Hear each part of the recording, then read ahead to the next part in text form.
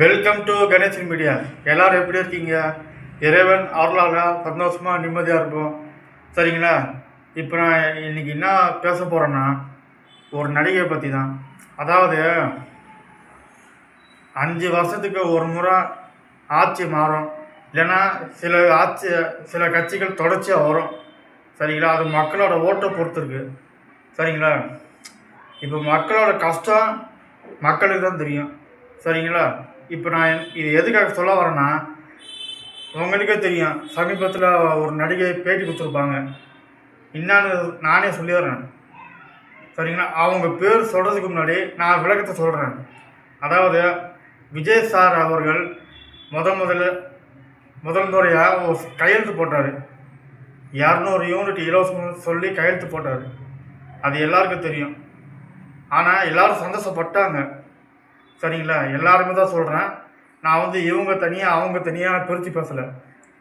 இப்போ பார்த்தீங்கன்னா current bill எல்லாருக்கும் எவ்வளோ வந்ததுன்னு, சில பேருக்கு கம்மியாக வந்திருக்கு, சில பேர் அதிகமாக வந்திருக்கு. உங்களுக்கே தெரியும்.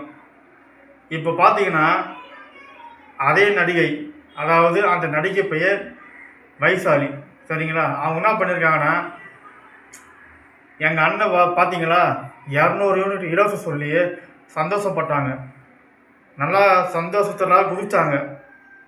வீடியோ பார்த்துருப்பீங்க எப்படி குதிச்சாங்கன்னு. இப்போ அவங்களும் என்ன பண்ணியிருக்காங்கன்னா, மன்னிப்பு கேட்குறாங்க. எதுக்கு?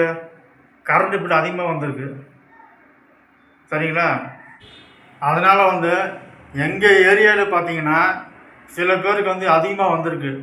இப்போ எங்கள் வீட்டுக்கு பார்த்தீங்கன்னா 1200 300, அவ்வளோதான். 1200 300 வரும். இப்போ இந்த மாதம் பார்த்தீங்கன்னா பில்லை கட்டியாச்சு, வேறு என்ன பண்ண முடியும்? 4680 ரூபா வந்திருக்கு. சரிங்களா? எங்கள் வீட்டு கரண்ட் பில்லு 4680 வந்திருக்கு. அதாவது ஒருத்தர் நம்ம மனசுக்கு பிடிச்சவங்க ஆட்சிக்கு வரும்போது சந்தோஷமாக தான் இருக்கும். அது நம்ம குற்றம் சொல்ல முடியாது. சரிங்களா? ஏன்னா நம்ம எதிர்பார்த்தது நடந்து போச்சு, அது எல்லாருக்கும் சந்தோஷம்தான்.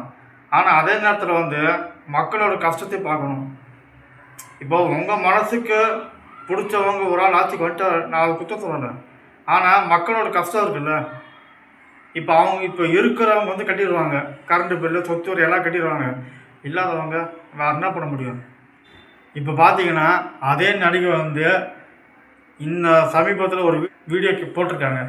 அதாவது நான் தெரியாமல் பேசிட்டேன், மற்றவங்களோட கஷ்டத்தை நான் புரிஞ்சுக்கலை, அதனால் என்னை மன்னிச்சிடுன்னு சொல்லி மன்னிப்பு கேட்டிருக்காங்க.